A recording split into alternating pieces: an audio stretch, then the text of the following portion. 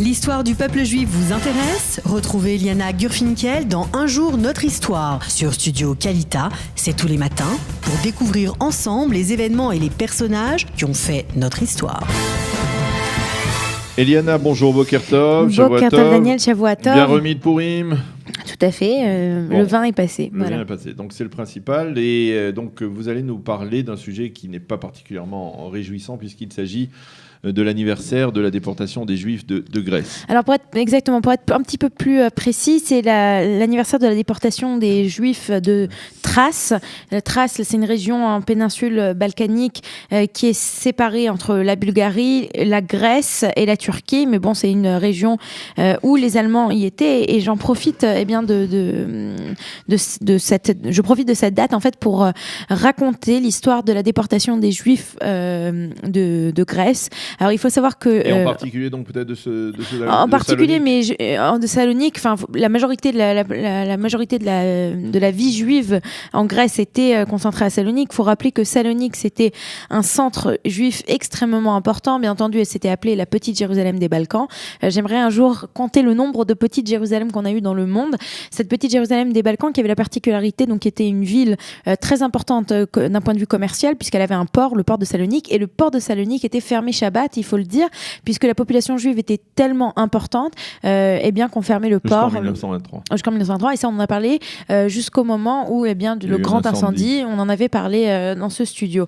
Alors, il faut dire que et aussi c'est très important aussi de le rappeler, que souvent les populations séfarades disent qu'elles ne connaissent pas la Shoah puisque leurs familles n'ont pas été touchées, puisque les séfarades n'ont pas été touchés, ce qui est une erreur historique. On a des populations séfarades en Afrique du Nord qui ont été touchées, et plus particulièrement la population juive séfarade des Balkans.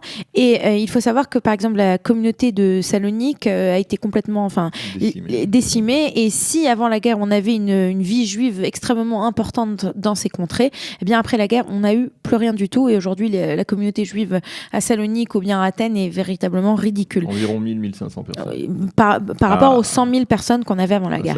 Alors, on part en avril 1941 où les troupes allemandes vont envahir simultanément la Yougoslavie et la Grèce et arriver dans tous ces centres juifs, particulièrement à Salonique, ils vont tout d'abord, comme d'habitude, imposer des règles très strictes pour les Juifs. Ils vont rassembler les Juifs, ils vont les sortir des beaux quartiers dans lesquels ils habitaient, ils vont les mettre dans des ghettos, et un peu plus tard, ils vont commencer à les déporter. Alors, ils vont les déporter début février 1943, donc il y a un peu plus de 75 ans. On arrive à Salonique deux personnalités qui vont allemandes SS qui vont s'occuper de l'opération de déportation. On a Wislency et Alois Brunner que nous connaissons un petit peu plus et c'est ainsi que la déportation va être organisée.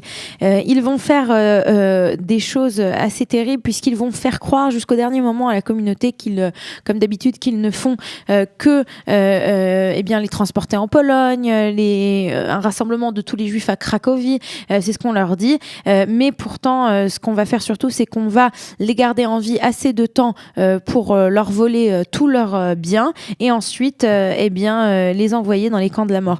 Alors, il faut dire que leur déportation va avoir la particularité d'être une déportation très longue.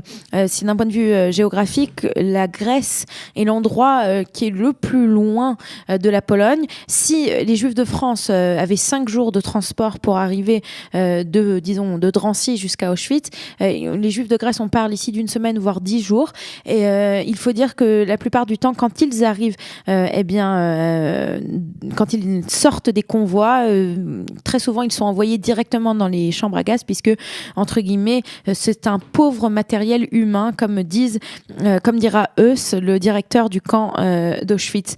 Moi, j'avais un grand-père qui était à Auschwitz et qui s'est souvenu de l'arrivée des Juifs grecs, et il avait l'habitude de dire qu'ils sont arrivés, ils sont tombés tombés comme des mouches parce qu'ils sont arrivés d'abord après un voyage très long, et quand ils sont arrivés au début de l'automne polonais, et l'automne polonais était très très différent de l'automne méditerranéen de celui que connaissaient les Grecs. Ça, c'est la première raison. La seconde raison, c'est que si un juif ashkénaze, quand il était déporté, avait une connaissance d'un peu de yiddish, il comprenait un petit peu ce qui se passait, puisque l'allemand et le yiddish, quelque part, ça se ressemble. Imaginez un juif grec qui parlait, dans le meilleur des cas, le ladino, le grec et peut-être une autre langue, mais bien entendu, l'allemand, c'était pas une langue qu'il pouvait comprendre, donc il y avait un dépaysement qui était très brutal et total. Mais il faut quand même dire que les juifs grecs avaient la particularité, comme ils travaillaient dans les ports, d'être des hommes très forts. On en avait parlé pour la construction du port de Haïfa et le port de Tel Aviv. On avait demandé à des juifs grecs, des Saloniciens, des dockers.